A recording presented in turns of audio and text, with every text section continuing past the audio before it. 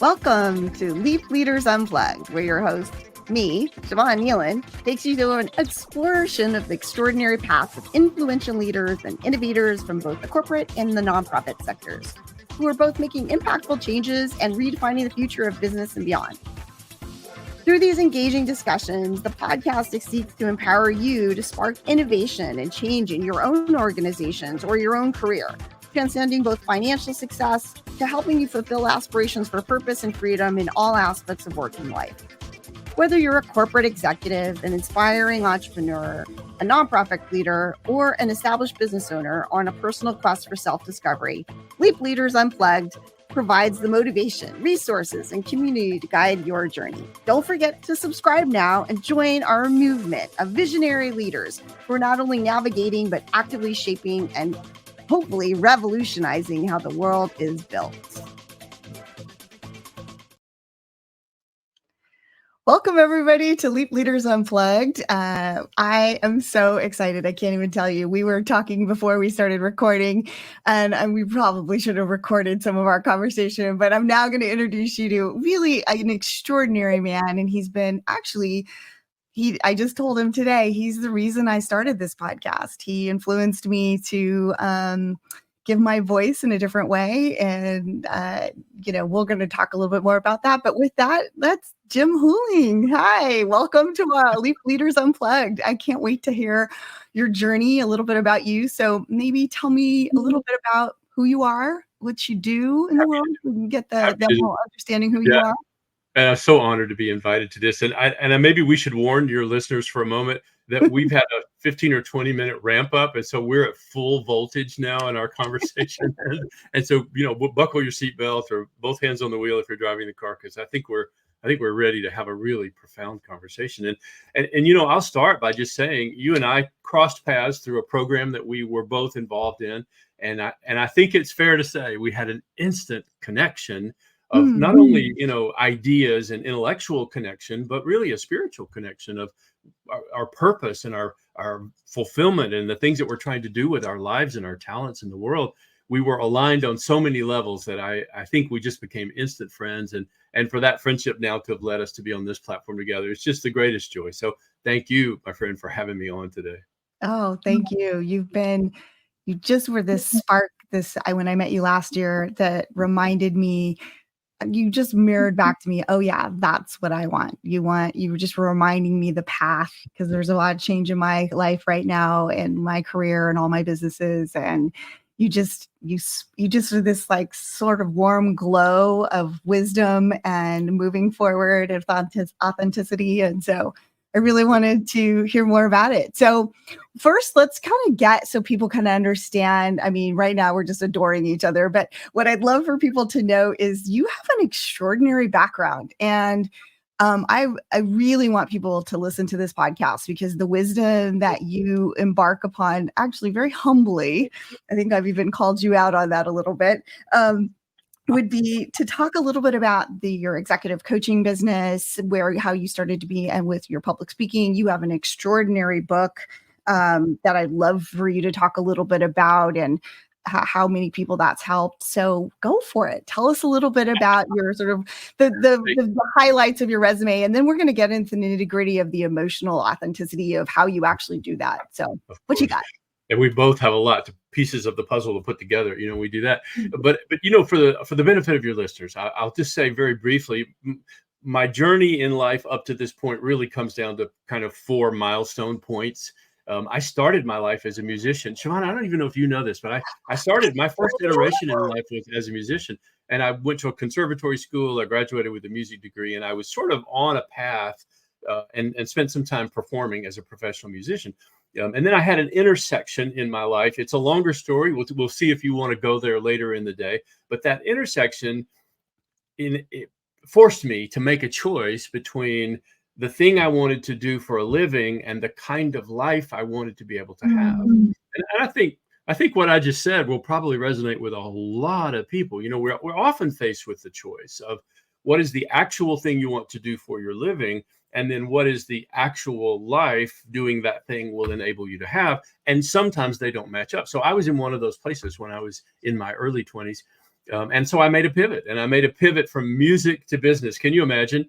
And in those days, I pivoted, which makes the second milestone point of technology. I pivoted to technology, which in those days was really still a fledgling industry. There were only a few schools offering degrees. And so I went back to school, got some degrees in computer science, and started a 20-year journey that led me from programmer to CIO of two very large companies here in the U.S., multi-billion-dollar companies. So I made the whole journey all the way to CIO, which took me also naturally in the phase of leadership. You have to be a leader to be a CIO as well as a technologist. And so I learned a lot the hard way about leadership. And I think it's fair to say, although I say it humbly, is that the leadership preparation I got as a CIO set me up for a wonderful opportunity to be CEO of one of the largest technology services companies in America at that time, one of the 20 largest technology services companies in America. And it was a wonderful time. 11 years, I was a CEO of a great company, and I truly enjoyed, every moment of it, which really kind of makes the third point in this story. There's only one left to tell. At the end of 11 years, I came to another crossroads. It's an amazing thing in life. Like when you're driving down the road, you don't think of how often you come to an intersection and you turn left or right. But in life, we come to these intersections and we sometimes lose track that we're actually making choices, that are predefining what future choices will be. And so to say it in a simple way, more if you want to talk about it later, is I really burned out as a CEO. I really moved through stages of joy and fulfillment and achievement all the way to the point when I said, there's got to be something more than this for me. This is not my place anymore. It was for a while, but wasn't at that moment. And so that pivot was, I wanted to be a teacher and an author and a speaker. I wanted to talk about things that I thought really mattered, and I wanted to try to share them in a way that might help other people in the living of their lives. And so I pivoted one more time, and I ended up, by a lot of grace, with the world's greatest training and leadership development company in the world, Franklin Covey. And over time, I rose to be the global managing consultant for Franklin Covey and all of its execution-oriented offerings. And then that, of course, led me this final chapter, Siobhan, I hope, at least I think I'm on, is just a natural extension of that. I'm an executive coach, and I'm taking everything I know about leadership and life and offering it in a one-to-one format with leaders all over the world today. So I hope that wasn't too long, but those 4 milestone points are the interesting but fairly significant journey I made over the last 40 years, from an early musician all the way to being a person who's on your podcast today.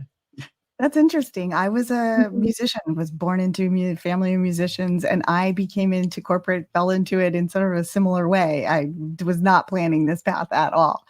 So we'll have to talk more about that. I've also wanted to ask you the name of your book. So tell us a little bit about your book and what stage did you write that book? That's right. Well, the book is The 4 Disciplines of Execution, and it's actually been published twice in a first and a second edition. And it's all over the world. It was published first in 2012 and then republished about 3 years ago, a second edition with a lot of new content in it. It's been translated into 16 languages around the world and has been named in many places as one of the 10 best business books of all time. And certainly the biggest selling book in the world on goal setting and execution. So I say all that with great humility, but also with a heart full of thankfulness. What an extraordinary path that led me to partner with two wonderful people, Sean Covey and Chris McChesney, and the three of us together wrote this book and then rewrote a second edition. And if we've watched it be used by leaders all over the world to make a difference. So it's a wonderful part of my story. Thanks for letting me share that part today. Oh my God, it's extraordinary. And you've been a partial executive coach for me for the last almost 2 years now. And I have to say that some of the things that come from that book have been game-changing tools that I've added to my, daily routine. Like the three by threes, where I write my gratitude lists and the 3 things that I'm going to be excited about today, and the 3 things that, what am I officially going to get done today? Not the 20 million things. That you really break things down in this simple way of being able to sort of wrap your head around it and then execute.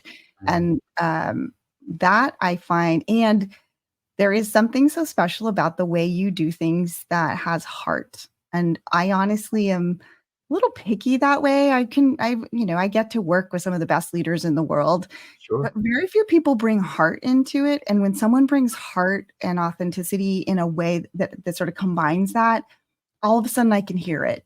And that is one of the things with you and why I was so excited to have you on this podcast is I feel like you're really I know you help so many people in all these different, public speaking things you do and with the groups, we belong to a lot of the same Mhm. communities where you speak and support and you do your one-on-one coaching. But I think, the more we can spread this kind of love and kindness in leadership, I think the more people will start to say, oh, I can do that too.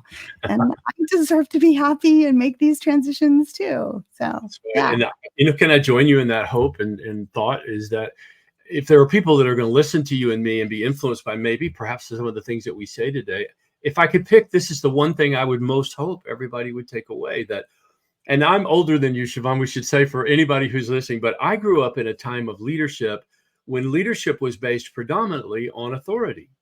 And it was Mhm. underpinned by a current of fear. So you really had a very simple system. Your boss told you what to do, and if you didn't do it, you didn't have a job anymore, right? So all Mhm. of the concepts that are so common today about engagement and about fulfillment and about purpose were never discussed in the first 20 years. In fact, Joanne, I can't imagine going to some of my early bosses and say, I'm really just not too engaged. Can you help me with my engagement? They would say, I would help you find another job. It would have been very simple. But like so many people have pointed out, I think the pandemic really played a part in reshaping Mhm. our world. And I think there were a lot of people like me who had lived in an authority-based environment who then said, there has to be something more than this. And there has to be a way of doing this where my voice is valued and my vote counts. I don't have to be in charge, but I also don't have to be simply an executor of something someone else thinks I should do. I want to play a role in this. Today we like to talk about ownership, about how do we instill a sense of owning a result in the people that we lead. Well, these were foreign concepts, a number of years ago, and today they're really the centerpiece of where leadership, I think, is going. And I think it all comes down to what you said. When we lead by authority, the very best outcome we will ever get, I think, Siobhan, is compliance. I think when Mhm. people are afraid enough, they will do whatever we ask them to do. They'll Mhm. comply, right? Yeah. But the problem with compliance is not that they won't do what you say. They'll do whatever you say for them to do. The problem is that's all they'll do Yep. because they live in that world, right? But if we can make this switch from compliance over to commitment, if we can lead in such a way that people feel valued and engaged and a you know a significant part of what we're doing, they will become committed. And I'm not just trying to be clever with my words, but closing the gap between compliance and commitment, I think that's the mandate of every leader today. How do I rely less on compliance, and how do I inspire and instill more commitment? And by the way, not just for the people I lead, for myself as well, right? I have a boss, I Mhm. have a mission, so how do I do that overall? I think that's the new frontier of leadership. And what would have been thought of as soft 10 years ago, soft and nice to do if you have time for things like that kind of stuff, is now considered probably the one of the top two skills in all of leadership, and particularly in senior leadership. So I think you and I are on this path, and without flattering ourselves too much, I think we were a little ahead of our time because we were people thinking these thoughts before it was popular. But now I think these things you and I believe in, they're very much the mainstream for today. I agree. I also think that what commitment brings when you have that is innovation. And Mm, all the research studies that I see is when people feel like they belong and they matter, they yes. perform 25% better Mm, across the board. Doesn't matter what the skill set or the functionality is. And when I work in predominantly inclusion, diversity, equity, and belonging, most people can track the diversity. They can track some sort of element of what is diversely different about their race, gender, uh, you mm, know, ethnicity, or sort of skill set. But it's harder to track inclusion and belonging and even equity. But I think what you just said is where you start to track that. Because what I started to see in the program I created at Amazon that was called Leap, when you gave people, both the candidates, the tools and resources to advocate for themselves and to have a commitment of oh, I'm stepping into this. I can do this. Here's the tools of how to do this. And then when you gave it to the leaders who were interviewing them, you would see a 35% across the board, no matter what title, what level, what role. Now, I started out with just leaders, but it became where it was across the board for all levels. You saw an increase of 35% on-site to offer success across the board. And then if you added the leaders training and got them committed to be more inclusive and belonging in their communication and how they onboarded people, you saw 57% on-site to offer connect, and I see now, obviously I'm just thinking about this from a talent acquisition perspective and a little bit of that diversity piece. And you also saw that most of these people were diverse. When you started to add more inclusion and belonging, people feel like, oh, I can be seen here. And that can mean a lot of different things for people. But, breaking that down, and you made it very simple. It's really this commitment. And when people feel safe enough, they'll make a commitment. And when they feel like they feel safe enough to make a commitment, they're going to be extraordinarily innovative. They're going to outperform. So a lot of the people who I ran, those stats I just ran, a lot of those, we had 25 to 35% were promoted within a year, which was something that doesn't usually happen at Amazon. It usually takes several years to get promoted. But if they were coming through these programs and these resources where they felt that they could commit, then they were more innovative, then they were promoted more, because it just made everybody feel like, oh, we're involved in this. We're a team together. And I think that emotion, is the piece that I saw that people, this existed before the pandemic, but people saw this necessity that if we don't do this, the company's not going to succeed. The individuals aren't going to succeed. Everybody's just it woke everybody up. And we're having some backlash about it again, but I do think it's going to continue to rise. And I think that's why so many companies are struggling right now, is they're realizing we can't go back to the old way of doing things. And individuals are thinking the same thing. And so I think that's where people like you, who are, our executive coaches, are really kind of in this interesting flux, where you're watching the leaders that you still have in companies and going, you can't do it that way anymore. And then the individuals are coming to you like, I'm going to go start my own business because I can't do it anymore. Right. I think it's a very interesting time I've never seen in the market before. It's a lot of radical change. I think it's all going to be really interesting to see how that lands in the, after 2025. I don't know. I have this feeling about 2025 is sort of going to be this pivotal year where you start to see how that level of commitment, both internally in corporations and nonprofits, as well as individuals, starts to shift. What is your take on that? Because you're really in the belly of the beast. You work with a lot of extraordinary executives who are driving these organizations, as well as the individuals who sort of work in these or work in their own companies as consultants. What is your take on that? Yeah, my client base at the moment, which is roughly about 35 senior executives, almost all of whom are CEOs or senior vice presidents. Just for people who are listening, they break down basically into two categories. There's a quote unquote younger group who says, I don't understand anything that's going on, and all the people I would normally turn to don't have any answers either. Can you help me, Jim? They're in that category. But there's also a group of people who are very senior, who've been in business a while. Maybe let's say they're 50 plus and they're in very high level positions, who are suddenly finding that everything that worked for them for the last 30 years doesn't work anymore. In fact, it has a counter effect. It's the worst thing you could possibly do, And then and because I'm in the same age bracket, I think they feel safe, as you said, to come to me and say, gosh, Jim, can you help me figure this out? I don't. In fact, some of them, Siobhan, I think it's all right to say, are told to come to me. You need to go see this Jim guy because he will help you demystify why you're failing after 30 years of succeeding. And I say that with great heart, because I care about these people and they don't want to fail, but they find themselves a little bit clueless. But I want to put a small pin in one small thing that you said, because I think you'll love this. Dr. Covey, I spent 14 years in the Franklin Covey organization, so my head is full of things Dr. Covey said, and I'm a better person because of it. but forgive me for dropping one or two of them in our conversation today. But one of the things he said, been hugely impactful on me. He said, no involvement, no commitment. No involvement, no commitment. 4 words that literally revolutionized my thoughts about leadership. Because in the past, it was like we said, it was all about compliance. So there was no expectation that people on the front line would have a vote in a strategic decision. My goodness, you've never heard of anything like that.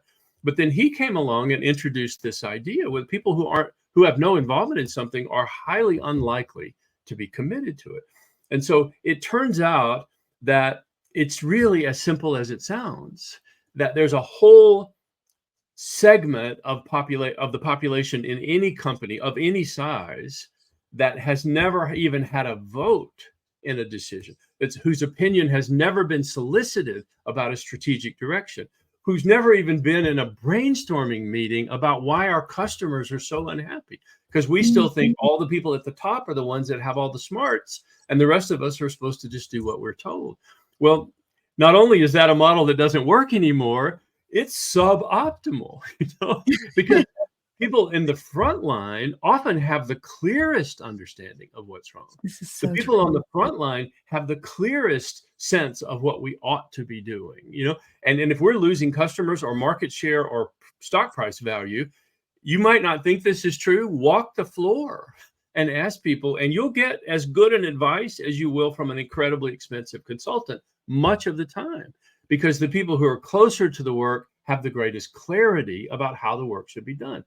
So we're illustrating, you and I think we're doing a good job of illustrating for anybody listening to us that we're in a sea change. The world is changing, and leaders who refuse to adapt, who like the simplicity of the old way, I'm the boss, I tell you what to do, you do what I tell you to do. Anybody who loves that model, you should get out a calendar and circle with a red pen the last day you will be employed, because that's just not how things work anymore.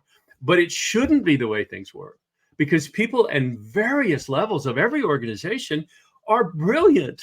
They have all kinds of ideas. They have creativity and imagination and passion and enthusiasm.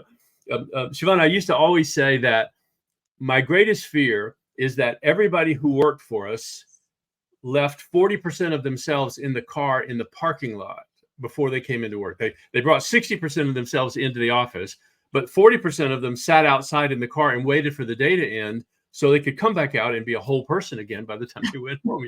And it was just a way of trying to illustrate the untapped potential of people whose insight and contribution traditional leadership has never valued.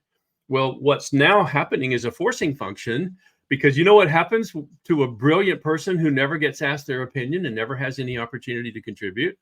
They go work somewhere else. Yeah, part of And them that's feels the best atrophy. thing that's happened in a I long think time. they also go work somewhere else, but they also, I feel like I've had that, and I feel like a little part of me dies. A little part of me feels unseen and unheard. It feels a little bit like a bad relationship. You Yeah. feel like a part of you is lost, and am I crazy? Was this just me? I thought I knew what I was doing here, those kinds of things. Now, I know you do a special kind of coaching, which I think I love that you do this. You do I think you call it whole person coaching. And I truly believe, like, especially in the work that I do, is that most people just want to focus on the skill set when they're hiring in organizations, or even in my nonprofit. You just focus on these basic things that you can checklist. And I really feel like the only time I see organizations or individuals succeed is when they look at the whole, the body, the mind, the spirit, physical, emotional, psychological, spiritual. Like, and spiritual doesn't have to mean religious, but it means that sort of soulful piece of what our purpose is and who we are. And I see when organizations bring that piece of it into that, all of a sudden things start to gel. People are more passionate. You don't see as much turnover. You see the customers happier because the people they're working with are better, the products and innovations that they're creating. So then the company has more revenue. You have more stability. It really does matter how those individuals, and to me, that's what inclusion and belonging actually mean. They're terms that you hear in the diversity world a lot, but I think nobody really knows what they mean. And I think the work that you're doing sort of explains that a little bit more. So I'd love for you to talk more about your whole, you call it whole person coaching, right? I I think do, I do. And I think I invented that name, although, perhaps others say it the same way. But I was always searching for a way to describe where people would asking me, why is your coaching so different? Or I would be humbled by this. Why are you getting results that none of our other coaching experiences have brought to us? And I try to think about, what that was, but I can explain it to you, of course, because you get all of this, but it's so easy. And I'll use an example. When I first became an executive coach, many of the people who came to me for coaching were drawn because of the book, The Four Disciplines of Execution. So they saw me as someone who could demystify how to produce greater results through the teams they were leading. And, by the way, Sean, there's nothing wrong with that, is there? That's the mission. That's what most people are called to do as an outcome of their leadership. But what was fascinating was within about the first session, we were past topics like goal setting and performance and metrics and scoreboarding. We were past that. And we were down to, do you love what you do? Are you passionate about what you do? Do you believe in what you do? Do the people who follow you feel something, any kind of emotion about what they're doing? Do they take pride in what they're offering? Do they have a sense of ownership in the outcome that's being created? I mean, it doesn't take long, to get past that initial part. So, and I don't know if this comes across right, Sean, but I hope it does, that behind the facade of every senior executive is a real living, breathing human being. And so my coaching gave me the credential of execution to sort of legitimize executive coaching. But the real secret was, most of the time, my greatest impact is on the person behind the execution and why they do it and whether it has purpose and meaning in their lives. And you said this a moment ago, and you said it almost exactly the way I say it. And we've never talked about it before, as far as I can remember, that, you can drive performance in the short term on almost any objective. You can rally people around or have a party or offer a bonus program or whatever you're going to do. You can rally people in the short term. But what you cannot do is sustain that level using those same methods. Only people who feel that there is purpose in their work can sustain work that produces purposeful results. It's the only way to do it. And so the job of leaders in 2024, in my opinion, is to be a thought leader in how every person on the team can feel that what they do matters. I would guarantee you there's not a single person in the world who works joyously all day long at something they believe is completely unimportant. You cannot do it. The human spirit won't do it, right? Even if you do it in the beginning because you want the job or you need the paycheck, you'll lose it after a while. You can't sustain that. It's not a sustainable force. But people who think they're doing something that matters will stay late when it's not called for, will work harder when it's not paid for, will watch over the quality of it like they owned it themselves, and they will do it because they genuinely care about what they're doing. They think it matters. But here's the big reveal of that statement, if you can allow me to put one more thing on it. It's not just how they feel about their work that makes a difference. It's how they feel about their work changes how they feel about themselves. There's a difference between saying, I did work today that made a difference, which in and of itself is a great thing to be able to say, but to then say, I am a person who each and every day makes a difference, leaves a legacy, creates an impact, does things that matter. When you can say those things about yourself and know that they're true, you are transformed. There's no other, I'm sorry to be using big language, but there's no other way to describe it, right? And people who are transformed work in a different way. They change the culture, the tone, the vibrancy of any organization they are. When you talk about it and about the work that you've done, I hear it in your voice and in your words. You've seen this. You've created the same impact.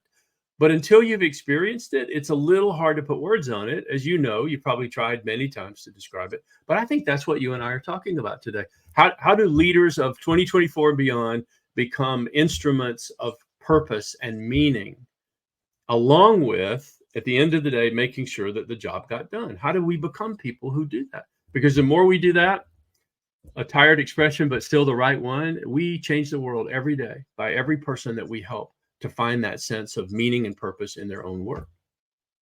It's so true. I think of my own life, like, um, I can get, I can wanna start a revolution at any minute. If I see injustice, I want to call it out, and it's very challenging for me to work in the corporate space, I'm not gonna lie. Like, I see injustice or I see people not taking care of themselves or not taking care of their staff or their teams, and I wanna, like, rise up and we but what I found is ways to, how so I asked myself, "Okay, revolutionizing things, I can do that, but can I do it through kindness, and how would the ideal woman do that?" And so I have this sort of vision of what the how the ideal woman would move through the world. I don't always live up to it, but it feels so good at the end of the day when I look at the complicated politics or drama that I, endured a day, and I stayed steadfast in purpose, and I Mhm. didn't let the tides or the boats or the the tankers coming at me, get to me. And I think that's those tools that you teach, and I think they make a big difference. I mean, even the work I do in my nonprofit, I don't even know what drives me to do that. I don't make money from it. I don't get fame for it. There's never enough money hardly to pay to make sure those of you listening who don't know what I do, I also have a nonprofit called One Mama that helps impoverished women have babies safely in sub-Saharan Africa. I've been doing it since 2008. I usually get malaria. I get very sick. It's a lot of work, and I always do it on top of my normal consulting for the corporate world. But there's this driving thing of like, I don't see anyone else stepping up to do this, and I feel like it's important that I feel like the universe had me be a caretaker of this vision. And Mhm. when that's done, the universe will tell me that it's time to stop. But right now, I'm the caretaker of this vision. And I think that I have to do my marching orders, whatever day they are. And I think everybody is like sort of the caretaker of whatever the vision or the purpose that is empowered in you. And I usually find that that has come from when people ask me, well, how do I start a nonprofit or how do I do that in this work? I was like, actually go to the dark places in your life. Usually, when we transmute those into something, like I've always felt like I didn't fit in. I always felt like I didn't really belong in corporate, or I felt like people didn't understand me, or I was too emotional or thought too differently. Then I started to make sort of tools and resources to help transmute that, and then that ended up being my superpower, and that Wow. ended up being how One Mom got started. Was I lost a baby, and I was like, "Well, what are we gonna do with that?" And it's like, "Oh, be of service. Be of service in the very thing that I can't do. Be of service in the same thing in the corporate world, in the way that I felt like maybe I shouldn't be doing or I can't do it," or like, I find our purpose comes in these That's right. unique, dark moments. I think you've mentioned it too. I wanted to talk about is like, I about every 4 to 5 years, all my businesses change, move, mutate. I change, my purpose changes, but at the bottom of the day, the purpose stays somewhat the same. I'm always want to empower myself and individuals to be their best selves. That's right. Um, and through my own actions and then giving them tools and resources to do that, whether it's a company or individuals. And it seems like that's pretty much your specialty, doing that. Well, And thank you. What a compliment. Thank well, you. I mean, you really made a difference. Last year was, we all go through dark nights of the soul. And every time I go through a dark night of the soul, all of a sudden a new rebirth happens on the other side of that. But when you're in the dark night of the soul, you're like, oh my gosh, why am I here again? Right? Like, why am I at this job? Why am I, in this situation between jobs? Why am I in this? Why am I that? That's But right. every time, if I'm quiet, and I met you in a moment of my dark night of the soul, and your sweet voice was like, "No, you've got this. You already have the wisdom. You already know this." And you gave me a bunch of those tools. You're so Anyway, kind. What a kind remembrance of me, and I'm so glad that, gosh, you have never said those words to me in that way, mhm. and I'm a little emotional right now. So thank you for saying that, because if that were true, I would have said in that moment, I am on purpose. I fulfilled what I think I'm here to do, what I think I was brought here to do. But, you know, to broaden the discussion just a bit from me is to say, you know, I think everybody is here to do something. I think everybody, and I know we're in corporate America, we're very frightened of mystical or pseudo spiritual language. It just frightens everybody to death. And I get it that it could be misused or misconstrued. I get it. If anybody's listening to this now, you know, don't be offended. Just let us just use some words that are the best words we have for today. But I think, frankly, everybody has a calling. I think everybody is called to do something. And in the course of a lifetime, we may be called to do several things. We don't get just one turn, you know, we may get several opportunities to do and become all that we were really created to be. And so I think of it, Siobhan, you've heard me use this metaphor before, that it's like you have an inner blueprint inside you.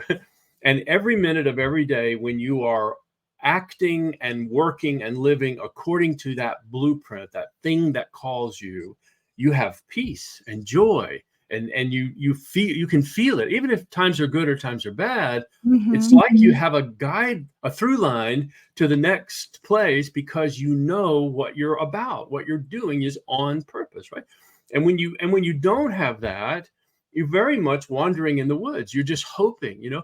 And I want to say this so carefully, Siobhan. You know, a lot of people, their place in the world is one where they feel they just trade hours for dollars, you know. And they might say, Jim and Siobhan, I'm on this podcast. You guys are on another planet. You know, I start at 8, I get off at 5, I collect my check and I go home. And that's when my life begins, is when the day is over and I get to go back to my family. Maybe that's right. And I would say trading hours for dollars, no matter where you are, is an honorable thing to do, especially if that's how you support your family and the people you care about and the world that you live in. No problem. But I would want everybody also to know that I believe with all my heart that there is a calling for all of us, for each one of us. And that even if I'm in a place where I can squeeze out 45 minutes a week to do something other than what I do to survive, that 45 minutes can become the richest, most fulfilling part of your entire week, and can lead you to something that one day you may look back and say, this made all the difference. And by the way, let's be careful. Maybe that means you're going to be the world's greatest parent. You know, maybe that means you're going to show up for a person in poor health who needs some simple kind of support. Maybe you're going to invent something or design something or paint something. Maybe you're going to bake the world's greatest bread. You know, I don't know. But I know that we all feel that calling. And if I ever think about, you know, what is my job now as an executive coach? And I'll be interested to see how you react to this. Sometimes I think it is simply to wake up that calling. You know, I have a little methodology for how you wake up your calling. Oh, and I want to do I this. just take people through this so simply. And there's no genius on my part. And I'm not presenting myself today as the purpose guru. I'm not that guy. But what I do have is a kind of simple roadmap for how you figure out what's calling to you. And then as soon as we get people on that path, we watch their lives change by the day, not by the year, by the day. We can see people transform, because it lights you up from the inside. So I think this is all the topic of leadership for the new era. I think everything we're talking about today, if the world goes in the way that I hope it will go, this is what will be in the textbooks. And there will be other textbooks about P&L and profitability and operational excellence and all that. We need all those things. Yes. But the added textbooks will be the ones about engagement and heart and purpose. I think you and I are calling out to the next wave of leadership insight. I think that's what we're feeling is coming, and we're trying to be a part of helping people get there. Yeah, I feel like we really are. And I've been a consultant for a very long time, but I feel I'm on a new mission to go and really build out talent frameworks that build these fundamental things that are, most people separate their leadership development, their talent acquisition, their inclusion, diversity, equity, belonging, their HR, like everything's just segmented out.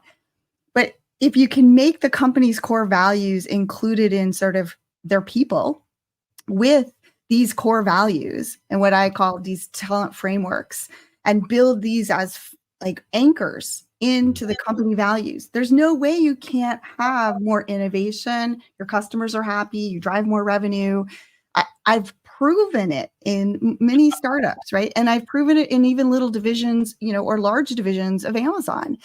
If you pull these things together and you do them consistently, you can create change. But just like, most change, like with, a lot of times when people do diets or when they change their relationship issues, they do well, and then they get scared when things start feeling peaceful. So I do also think that part of our training as well, or how we help coach others, is also helping them let it land. So teaching corporations, like right now, I'm seeing this huge backlash. They learned a lot during the pandemic about really conclusion and belonging. I just saw this huge trend of conversations that I had never seen in corporate before that were just extraordinary. And race and gender and disability, like everybody was feeling like they could have a voice and heard and seen, and there was all this innovation around it. And then all of a sudden, everybody got scared, and there's that retreat where, like the waves of the ocean, we're retreating right back. And I think what I also realized through this process is that, you also have to teach the cycles. That even though you're scared and you want to clench and you want to go ahead and lay off these people that you just coached for 3 years and got them to this like successful place, like I don't really understand this concept, and now you're going to rehire them again in a year, like thinking through the bigger picture. Like, don't do these knee-jerk reactions, whether you're the corporation or as the individual. And for me as an individual, am I living by my values? Like, you said something that made me think of, like, I've had to work a job where you work, to pay the bills. And I was like, well, this isn't what I want to do. So how do I find value in this? And what I started doing is, how can I connect to the spirit or the joy in this other person, in the individuals in the job, or where can I bring? And so my job was like, well, I don't really believe in this company's values. I don't really believe in anything that they're doing. I'm thinking of one particular company that I'm not going to say. But all of a sudden, I started can I be sunshine? Can I just connect with people and bring emotional intelligence to the conversation at every meeting I'm at? And all of a sudden, this job that I truly hated, I've started to feel like I could add value.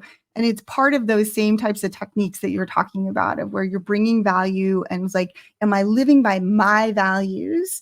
And how do I hold that space even in an organization or a situation where we're all going to be in situations where, finances are a situation and you're like, we get into the stress, but how do I not let that stress take away the value or what I think of my own purpose? And I think companies I are think coming. it's really true that the two worst things a human being can ever say is, number one, what I do doesn't matter. And number two, I don't matter. Those are the bottom two rungs of any ladder on any continuum you can find in the human experience. And the last one is a deadly one, of course, that can carry frightening consequences. Well, who has more influence? Now, we're not talking about whose responsibility it is. Everybody should work on finding their own place and evolving in their own way, but also organizations who are responsible for people should be playing a part in this as well. So who has more influence over those two questions? What I do matters, and ultimately I matter, or the worst version is what I do doesn't matter, and therefore I don't matter. Who has more influence over that? Well, the leaders that you're in front of 40 to 50 to 60 hours a week are the people who have a greatest chance to change how you think about that. So if the leaders themselves could become people of purpose, I think we could engineer a downward revolution where the people who follow them could become people of purpose. But I want to be really quick to say, I think it could work the other way as well. I think in many ways it is starting to work the other way. I think you're right. Where the frontline people of an organization are suddenly realizing, and I'm going to say this with some humor, but they hold all the power. I said to one of my clients recently, big corporation, one of the largest corporations in America, I said, if you think leadership do all the executing, send everybody home for a week and see how many products get manufactured. Just send them all home. And I mean, literally, you could see the blood leave their faces, but there is this tendency to say, we are the geniuses in the mothership, and all the rest of you follow the lead that we set. And, maybe there's some parts of that are appropriate.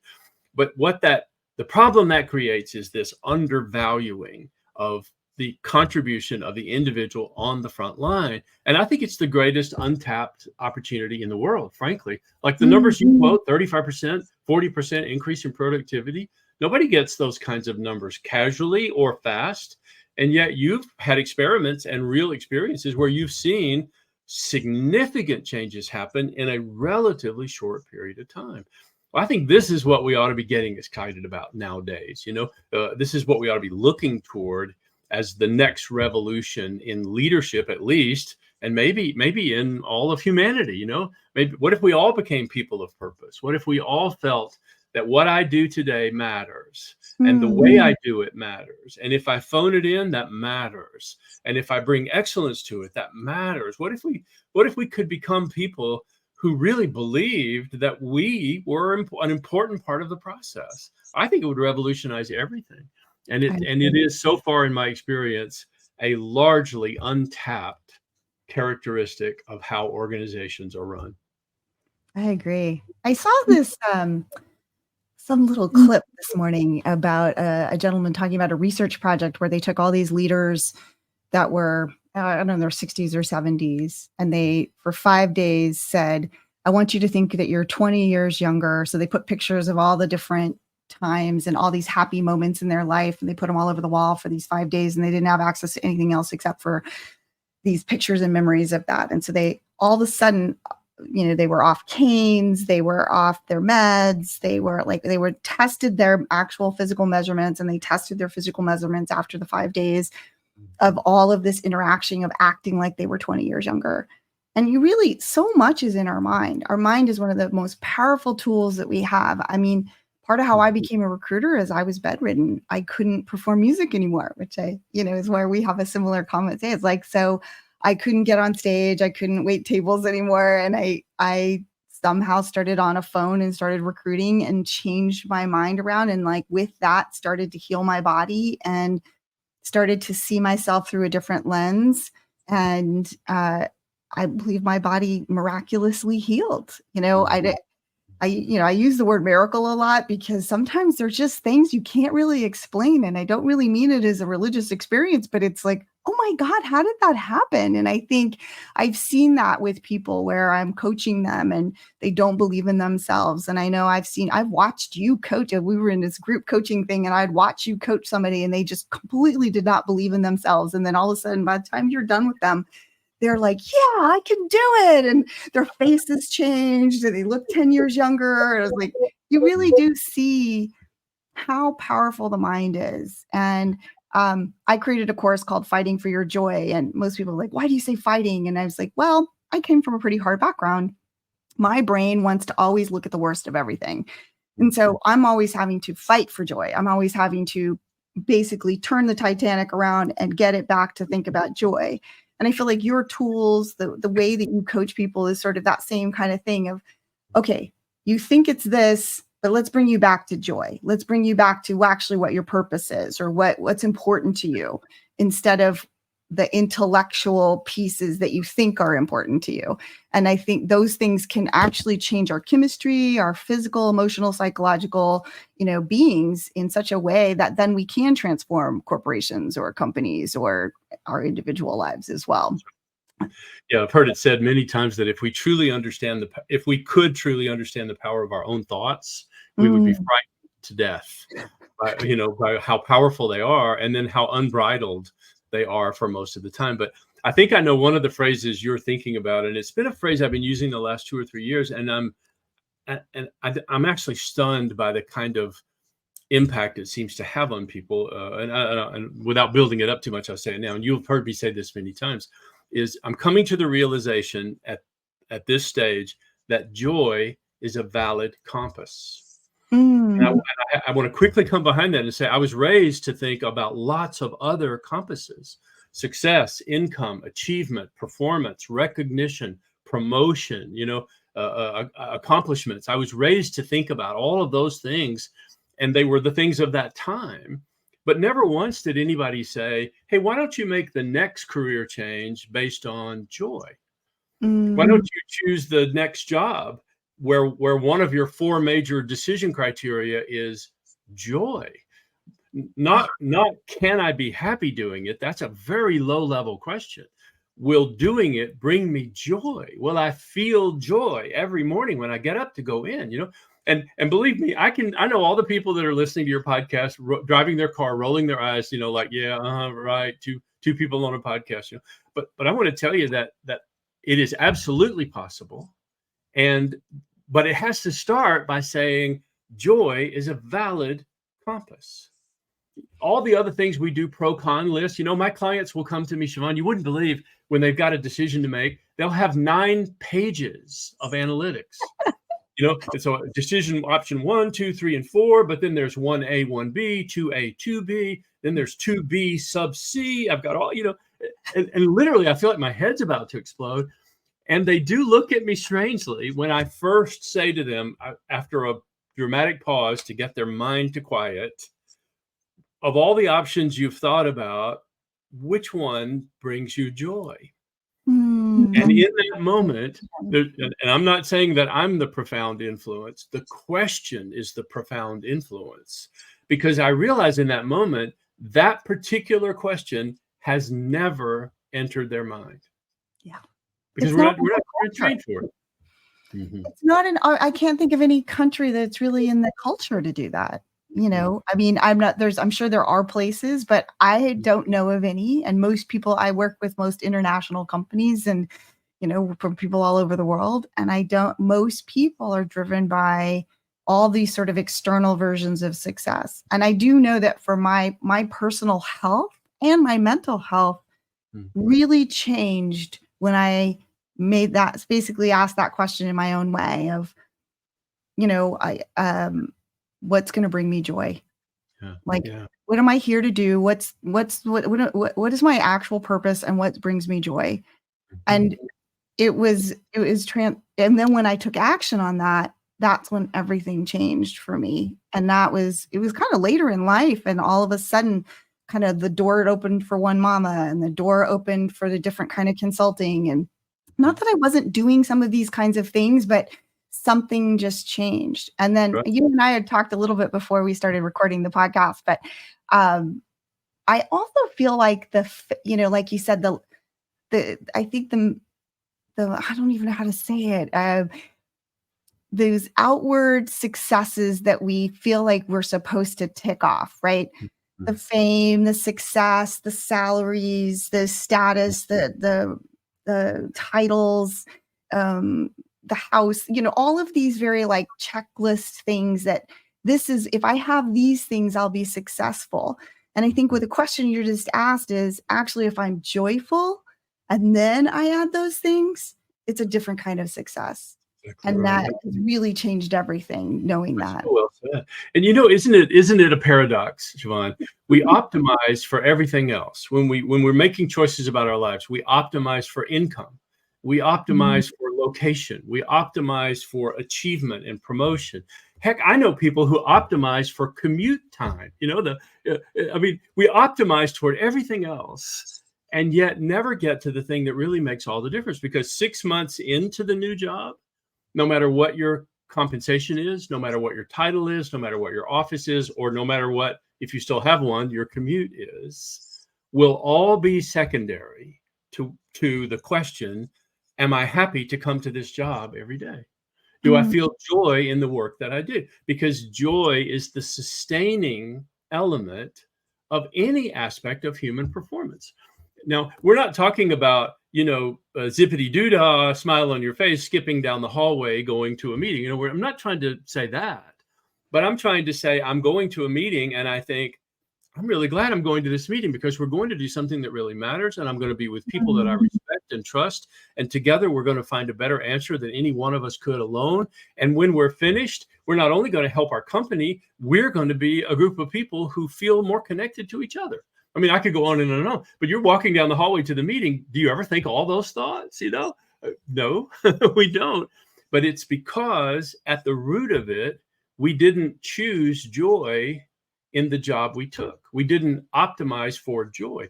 And I may sound like an older guy, Siobhan. I am an older guy, so why shouldn't I sound like one? But I would tell you this as the absolute truth. Success will only take you so far. So true. Success feels like forever, but it will not. Success will only take you so far. And there comes a moment when the success bridge is out, and the only alternate bridge is significance. So if you want to keep going, you have to switch lanes. You have to be driven and energized and validated by something other than material success. And for most people, the best word for that is significance.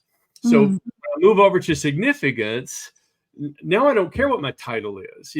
Now I'll always care whether I get fairly compensated for what I'm doing, but I'm not measuring myself by whether I got a 15% increase every year anymore as well, right? And I don't have to have a private parking place or a special badge, or I don't have anything, because I know that what I'm doing is really making a difference. So look at me, for example. I was the global managing consultant for what I believe is the finest company to ever exist on the world for 14 years. And now I sit in my home and coach people over Zoom, right? So it's easy for me to think I am in the downward phase of my life. And yet it's not the truth. I say, again, with great humility, I'm still living in crescendo. I haven't crescendoed yet, because now I'm helping people intimately, one-on-one, to wrestle with things that they would never even reveal in public. Senior leaders with challenging decisions to make, all of that. So who can? I haven't even peaked yet, right? But had I not made the significant change, the change from success to significance, I wouldn't have that understanding, nor would I come to this work with the right mindset if I hadn't understood that. That's amazing. It's so beautiful. And I think that is where we follow our journey. I do find when people get trapped, when I coach them from their careers, or even when I'm internally in a company, people want things to keep going the same way. That's not really how life is. We really do need to find the rhythm of our self as individuals, as well as the rhythm of a company. That's the nature of everything changes. And that control of trying to keep things the same is where I think, lose a lot of that joy or that significance. And I know I was doing all these things to try to make One Mama, well known, so it could get funding. And so I was putting myself out there on the, kind of on the celebrity track, or the notoriety track, and going to have my story in a movie and all of that stuff. And all of a sudden, I started having these sort of signals of like, this isn't going to bring you joy. Sure, this looks like success, but it was causing more and more chaos in my life, that in a way I was like, I don't think this is worth this. And I'm so grateful that I somehow stepped back from the fame path and all of that, because I realized I now have this extraordinary relationship with my partner. I have extraordinary friends. I now know who my friends are, right? Like when I started having more of a public life, people would ask me questions in a certain way, and I knew they didn't really want to be my friend, or they wanted to know, the celebrity that I had talked to, or they'd seen a picture with me with recently. And like, that stuff is like, oh, wow, I'm losing access to my own personal significance and joy about what's internally mine, and letting the world start to determine what my joy will look like, or what my significance will be. And I was like, I don't think this is going to work. And before that, that was happening before I met my husband. And I do believe if I'd gone down that other path, I wouldn't been able to attract the extraordinary man that I have married. And because you just start to lose yourself in that stuff. And you can see the same thing in the corporate world, working for companies like Amazon and Google. It's not fame, but it's a level of heightened esteem. I don't know. Like, if you work for those name brand companies, you feel like you are something, and you have to stay at this pace, and you have to be and look and do a certain thing. And sometimes you can start to, I noticed I started to lose some of my values, my own personal values, as I was doing that, of like, okay, wait a second, I'm losing focus on joy. I'm losing focus on what's actually mine. And I think that's one of those questions that I think you really are great at helping people find. Oh, thank you. I hope so, because can there be a question that matters more than that? And I was with a client yesterday. I hope this is all right if I share this small vignette. Yes, And I said to him, very senior executive, CEO of a very large corporation. If I said the name of the company, you would know the CEO. Is that kind of notoriety and visibility. Mm. And we were very deep into the fundamental question of, why am I not happy? I have everything, I'm rich and I have a great family and then we're all healthy, blah, blah, blah, blah. He had a long gratitude list, as you and I would say, but was deeply, deeply unhappy. And the best moment of our time together came down to this one question of, are you working to sustain your image, or are you working to create your identity? Mm. Now, for him, that landed hard. And I think it landed, it's not often you see a late 50s, very public CEO with a tear or two, not weeping, but a tear or two streaming down the face. But I think that question landed hard because that was the truth. The truth was, without really realizing it, small decision by small decision by small decision, he had become a person who was investing a lot of energy in sustaining a particular image and was no longer really forging the thing that lasts, his true identity, his true core of who he was. And once we had that moment of truth, everything after that became easy. I mean, there are many ways to operationalize how to get back on the right path. That's not even really the hard part. The hard part that I see people face is the realization that they're on the wrong path. That's what's hard to accept, and I don't know if there are 5 stages of grief, and one of them is denial about, I've got them on the wrong path. I don't know, but I do witness people resisting the realization that they're on the wrong path and they've been on it for quite a while. And I don't know really why that is, because once you accept that realization, you now step over onto the path of joy, and then everything gets easier after that. I don't know, but I'm wondering a thing out loud, and I'm freelancing only for a moment. I hope it'll be all right with you. No, go for it. I wonder if in our discussion, anyone who's listening to us would think, I hope perhaps would feel they've gotten some very valuable insights and concepts, but about at this moment would be saying, could you please tell me the steps? What, in other words, what do I do with everything that you've said?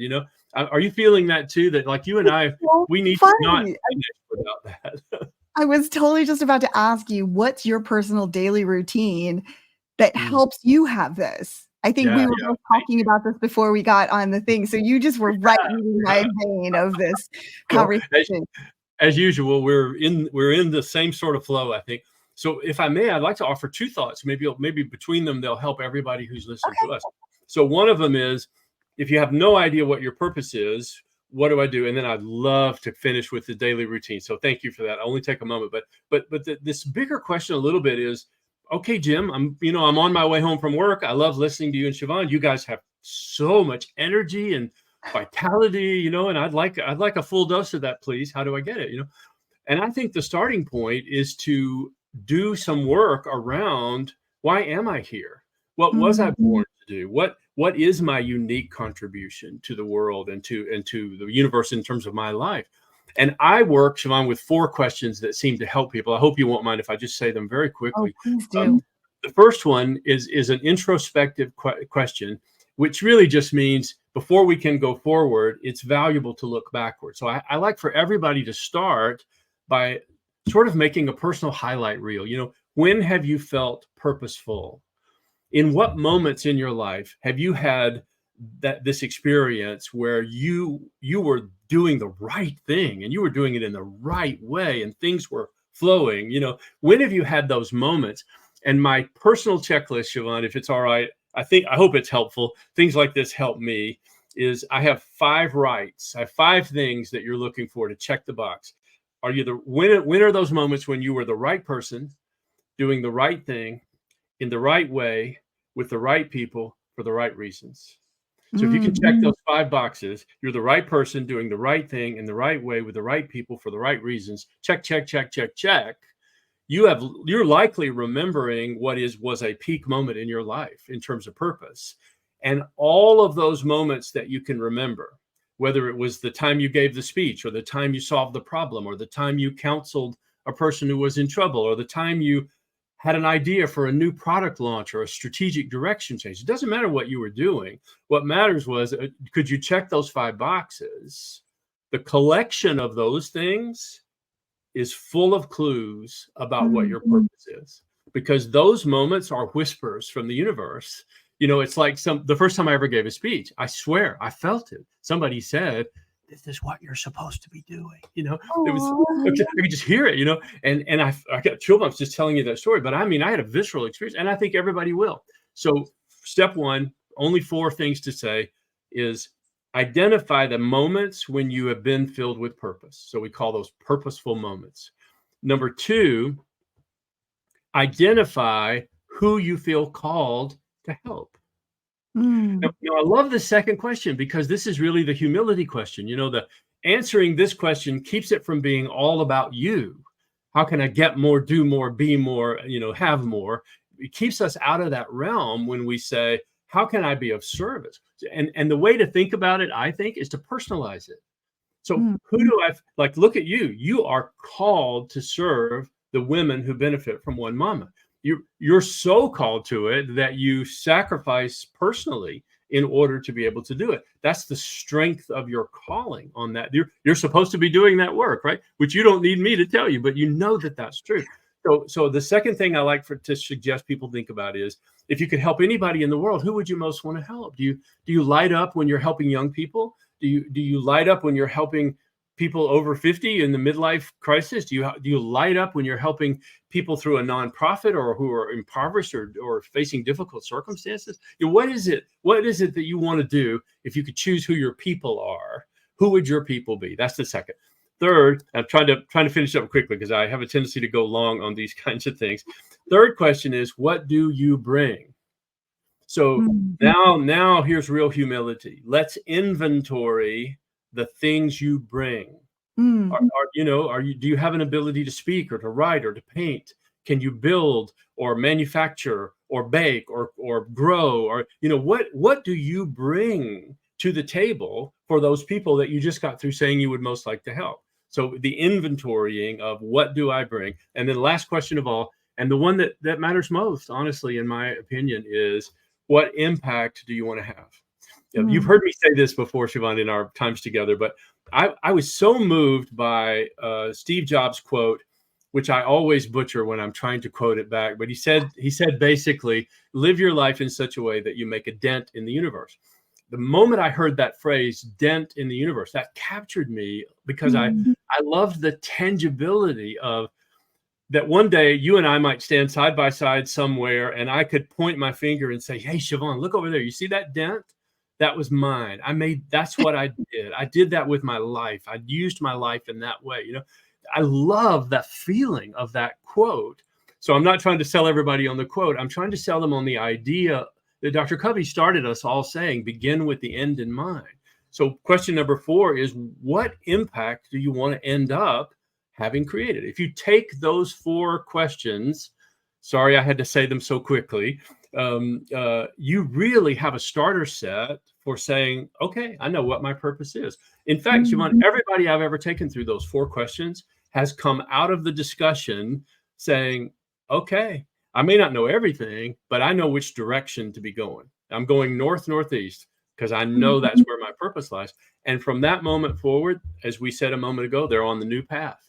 They're on the path of purpose and significance. And it begins to change their lives in a way that they can't even imagine in the beginning. There's a reason that The Purpose-Driven Life is the best-selling book in the history of the world. There's a reason for that, because we're all hungry for purpose. We're all hungry for direction. We all want to have a lighthouse on the hill that guides us at night, so we keep walking in the right way. We all want that.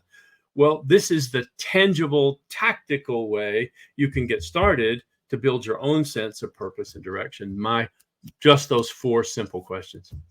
That's so beautiful. I'm so glad you went through that. And, my own personal experience of that, being, a nonprofit leader, and, for that time where I was sort of in a much more public place and public speaking more than I used to, than I do now. But people would always ask me, how do I start my own nonprofit, right? How do I do what you're doing? How did you find your purpose? And what I found was I definitely went through each of those steps, but I'm a very emotional, sensitive person. And what I find is if I can find the emotion in me with each of those steps that you just laid out, like there's always moments, sometimes when you look at a sunset and your body just has a sense of knowing. There's that moment when, and most of my moments of knowing came from a crisis. Like for me, losing the baby, and I was like, I got to go be of service and help others. I didn't know I was going to go to Africa and all of a sudden be with a vision to come and start a birthing center, which all sort of fits well into the archetype of a storyline for a movie. But that wasn't my purpose. And I didn't even realize that until years later, honestly, is that usually the problem that we have, we want a solution that we've had in our own life. We've figured out a solution, and now we want to go tell other people what that solution is. So I usually say, go find the darker moments in your life, the places where you've really struggled, and then all of a sudden you help somebody, or like one guy said he broke his leg and then he started helping people go nowhere to get crutches, right? Like it could be so simple as whatever the problem is, but usually we feel this sense of like, yeah, I know this. I have this sense in my body that I know this. And all the things that most people told me were too much, my emotions, my intuition, I have a quirky personality, which definitely didn't fit very well into the corporate world. I was really supposed to be a front stage performer, like a musician. I wasn't really planning to be running divisions of, companies at Amazon, right? But I think what I started when things turned around is when I stepped into my authentic self. And when I said, what am I here? I changed my model of, okay, I'm at these companies. What can I bring? And I don't know if you'll notice, but in all my logos, both not just with the Leaders Unplugged, but even my Fighting for Joy and some of the One Mama stuff, you'll notice there's always sun rays. And so like yours is making a dent. I want to make sure that I am a full sun ray, like full, like embodied in my own bubble of my own version of being my own sun. And that my rays will help light up others. And that's really, and if my sun is dim, if I'm not eating correctly, if I'm not taking care of my body, if I'm not meditating, if I'm not taking care of this very sensitive, emotional body, then I can't actually be this ray of sunshine that sort of shines and lets the universe sort of guide me what my marching orders are of what's the next right thing in front of me. And there's a knowing. I think when we are in our purpose, there is a knowing. And again, I'm not talking in any kind of religious thing. I really, my spirituality is really based on sort of nature. I think that I can feel it in the sunlight and in the ocean. And like, there's this, but all of us, whenever I tell somebody to put their hand on their heart and close their eyes, and I ask them to do very similar questions that you just said, they always know. Yeah. Even when they're in the most insane situations, if they can get out of their head and drop down into their body, there is a knowing of what they really want to do and where they want to go. And again, they might not have all the details, but there's, like you said, the compass is starting to now point. And I know I've had to do it, like I said, about every 4 or 5 years. I always have to repivot my, okay, what is purpose telling me now? Where am I going now? What's the compass telling me now? Yeah, and it's not a vending machine, right? Like I need a purpose. You drop a quarter in, pull the handle, and boom, there's your purpose. Because purpose is an evolving thing as our life evolves, But the one thing I'm 100% sure of, and I hope I say it well, is the things though that move you, the things that excite you, the things that light you up, those are not random. Those are not random occurrences. They are glimpses of who you came here to be. And the greatest tragedy we ever do is we ignore those things. We're like people driving a car at 90 miles an hour down the road and we miss the signs. But the truth is there are signs everywhere.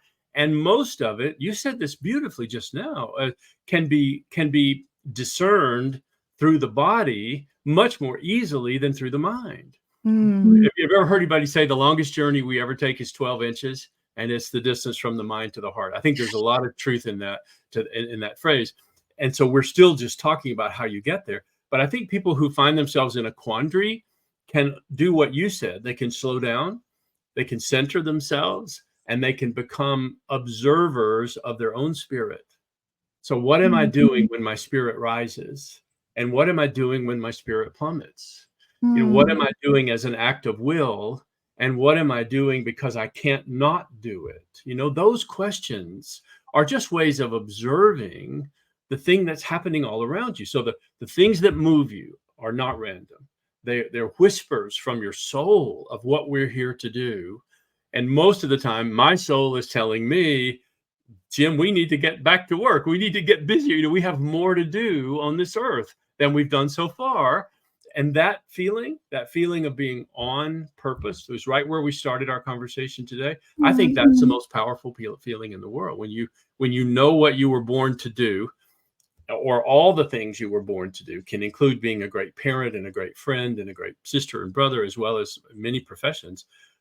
From that day forward, we have a kind of peace that you can never get externally. You can never get this kind of peace outside in, like successful enough, beautiful car, beautiful home, as you said a minute ago, all these things, in other words, make the outside so beautiful that the inside will be vibrant. It doesn't work that way.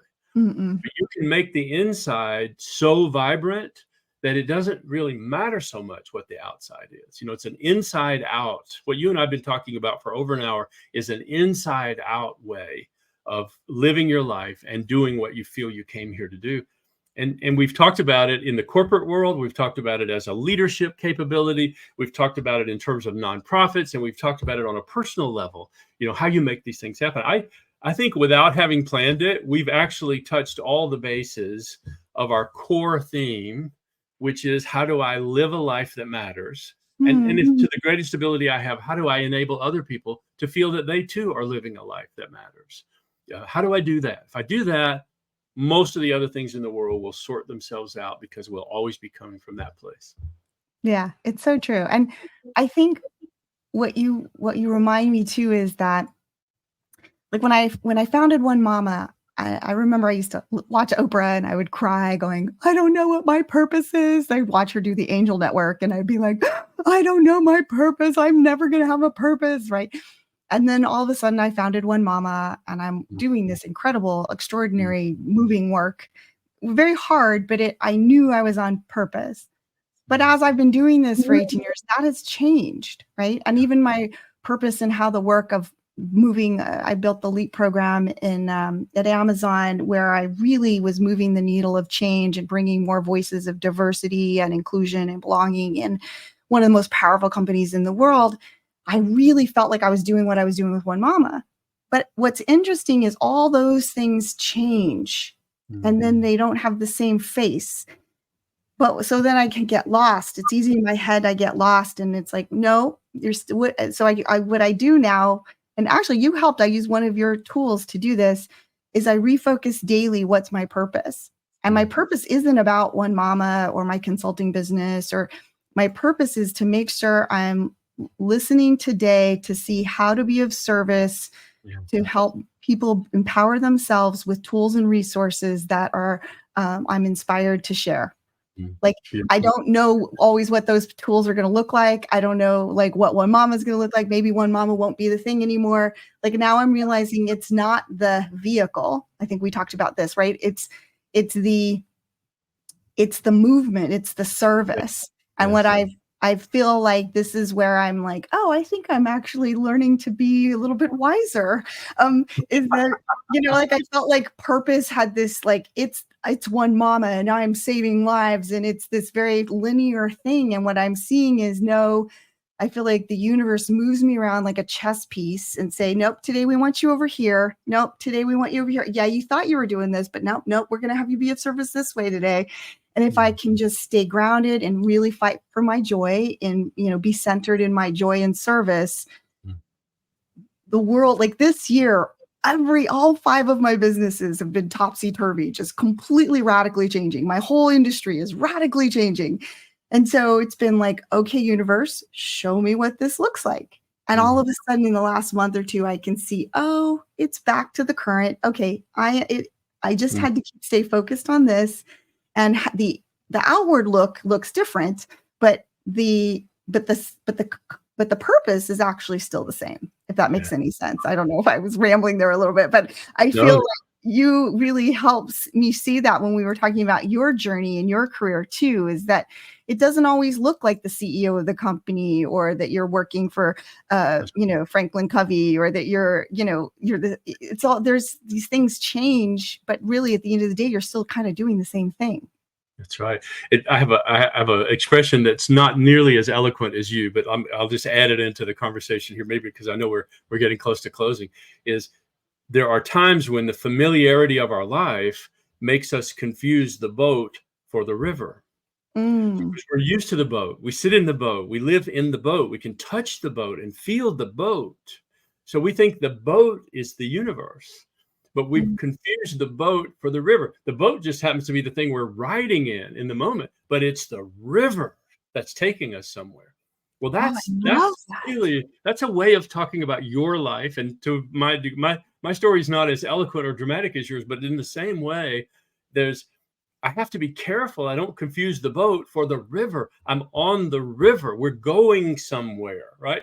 So I might Mm. change boats. I might change paddles. I might change life preservers. I don't know how to stretch this metaphor any further. But I know that there is a difference between the boat and the river. In other words, there's a difference between the thing that I'm in and the thing that is taking me somewhere. And that difference, understanding just what we're talking about there, is another way of expressing why it's so important to do the deep work of asking yourself, hey, what am I here to do? What am I Mm. supposed to be doing with my life? I was given all these gifts. What am I supposed to be doing with these gifts? I wasn't given them by accident. I was given them for a purpose. So what is that? So not to focus only on the boat, but focus on the river. Where is all this supposed to be taking me? Maybe is a good question to try to put a ribbon around so much of what we've talked about today. But I think it's what you have done so masterfully with your life and Mm. continue to do. You're a beautiful example of there is not one version of me.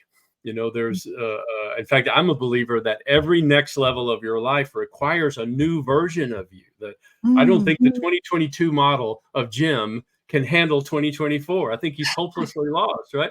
And by the way, the 2024 version of Jim is not ready for 2025. He's got to upskill in some places and get himself ready. So every new level of our life requires this new version. And that's how we think about it, that we're in the boat on the river, we're going somewhere, and we're doing those things that we feel called to do that enable us to fulfill that purpose. If we could somehow bottle that and everybody have a tablespoon of it, including us, every day, the world would certainly be a different place. But I think we're trying to do our part, aren't we, by getting this kind of message out? Ah, I love this. This was so uplifting. I just feel like we definitely should kind of come close to an end here, because we're just like the crescendo is here. Yeah. What my last question to you really is, as we sort of close things out, or do you have any last minute thoughts about, I loved that we talked about the work of it. I feel like a lot of times people talk about goal setting, but you kind of leave the emotion out of it, which to me, I don't think goals work without that. Totally. And so I really love how you've brought all that to it. So I don't know, last thoughts for people who were in this journey that we're in? Oh, for sure. And I'm honored you'd let me say it. I hope you'll have a better last word, even perhaps than mine. But I think when you take all of these very large, expansive things that we've talked about, you have to be really careful to bring them back to what do I do today? Because Mm. otherwise they'll be overwhelming. Like you said, you would cry watching Oprah. What's my purpose? I think we have to be careful that these big thoughts can have that kind of overwhelming effect. Mm. So for me, so much of my coaching is about saying to people, for example, and you've been very kind to me about this practice, is every morning of my life, I write on a piece of paper 3 things I'm grateful for. And they can't be the same 3 things. They have to be something new. I have to think of something new. And so sometimes I'm grateful for my family and my life and my health, but sometimes I'm grateful for this unbelievable song the wren on my porch rail is singing. So 3 things that I'm grateful for that sets me in the right place. Takes all of about 30 seconds to do on any given day. That's number one. Only 3 things. The second is I say, what am I excited about today? What am I excited about today? And Siobhan, I just say this with great kindness. If you can't find something in you the day ahead that you're excited about, we have a larger problem. If there's nothing in your day ahead that you're excited about, you are on the path to burnout and disillusionment, because you can't. You have to have a joy point somewhere in your day that you can navigate toward and say, no matter what else I have to do today that I may not particularly want to do, I got that right there. That's my joy point in this day. So you spell out what that is. And then last of all, you say, what are the 3 outcomes that I am completely committed to producing today? And this is my favorite of all the 3 questions. Well, I don't know. Maybe they're all my favorites, but I love this question, because then it means I can't float every day on the simple joy of being grateful and having things to look forward to, because my life needs to be about something as well as consisting of something. So what are the 3 outcomes I'm going to produce? And I just say this again, sometimes the outcome is a work outcome for sure, but sometimes the outcome is I'm going to buy flowers for my beloved, which I've done every week for 42 years. I'm going to do something like that. I'm going to write a note to one of my kids to tell them how proud I am of them. I'm going to call a friend whose child is very ill and could probably use a listening ear and an uplifting voice. I'm going to do something. But I have 3 things I'm grateful for, 3 things I'm excited about, and 3 things I'm committed to doing today, which grounds everything else. And this method, I've called this 3 by 3. And I've lived by it by almost 40 years now. I've been doing that every single day, 3 by 3. And it literally is it's my lighthouse thing. It's the guiding light for today. I might be thinking big picture of my life, my purpose, my destiny, my impact. Those are great thoughts. But I have to bring that back to, okay, Jim, what are you going to do today? Or else I won't get anything done, right? So I love that 3 by 3 has been a really successful formula. And of course, you have been publicly very kind to me about that 3 by 3 method of doing it. So I hope that's a good tactical thing to offer everybody as we close up today. Great. And I've done gratitude lists for a long time and sort of done the to-do things. But one thing I hadn't done was the 3 things that you're excited about. And when you had me start that practice last year, again, it was kind of in my dark night of the soul. And I was realizing, oh, I'm not excited about very many things right now. And so I really had to get back into my life and look again. And, I was like, well, okay, some of them aren't work things. I'm excited about, a walk with my husband or my cup of tea or my, sometimes the sun on my face. It was just sort of almost getting me back in my life and back in my body. So I really appreciated this practice. And it is very simple, but it was really eye-opening, and it helped move some of my behaviors. Again, I'm very disciplined to do this kind of work, but I felt like sometimes simplifying it made it easier to go to get more reflective, but also move into action.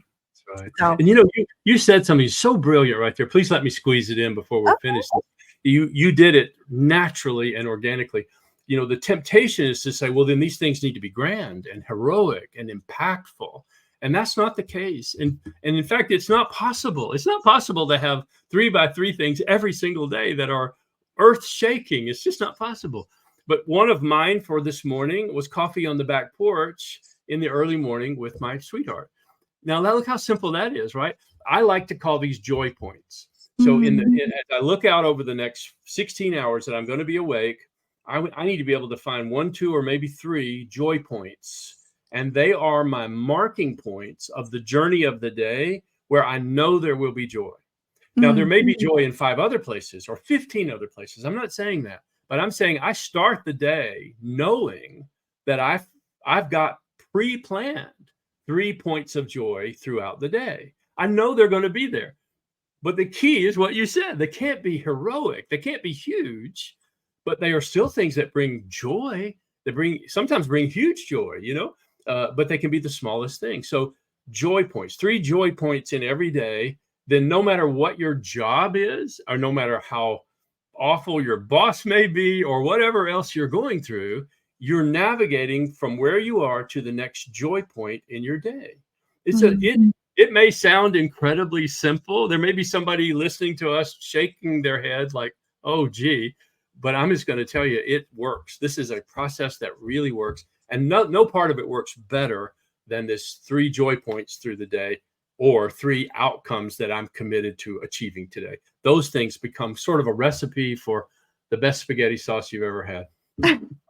It really did get me out of my dark night of the soul last year that I was going through. So I really did appreciate that process, and just the simplicity of it. Like, really is most of the joy in life is those simple things. It isn't the really grand things that I've done some really grand things, but Yeah. they're nice, but sometimes those aren't even the things that bring me the most joy. It's sort of interesting, right? Mm. So, Well, what well, a great conversation. Thank you so oh, much. Jim, you're amazing. I'm so grateful that I'm on this path with you and your Thank you. wisdom. I just hope everyone savors this, Mm. saves these little podcasts and listens to, like, writes down all your little tools, because I think it'll be game changing for so many people. And I'd love to have you back on and we discuss Please. another topic at some Oh, point please. too. That was my greatest hope, that I'd get invited back at some point, have another you and I will talk often, but have another chance in this forum where maybe we can share some thoughts that are helpful to a lot of other people. I would love. You had me at hello. The answer is definitely yes, for sure. Yeah, I'd love to hear where one of the things if you watch Jim, I hope you'll follow him on social media, especially on LinkedIn. He tells great stories about the situations he comes up with his coaching clients. I'm trying to get better at doing that with mine, because you bring these nuggets of wisdom of what your coaching clients are coming up with and how you help them follow through with it. And I'd love to spend some time where we just sort of talk about some case studies about, like, Love they that. started here and how they went here. But, until then, everyone, go check out Jim. I'm going to put in his bio some of the ways that you can reach him and follow him as well. And till next time, you can also go to leapleadersunplugged.com and you'll see our podcast, and you'll see more links to some of our social media where we have more clips about these things. So thank you, everyone, for joining us today. Thank you, Jim, for being the best guest ever. And we are so excited to have you. Thanks, everyone. Have a great day.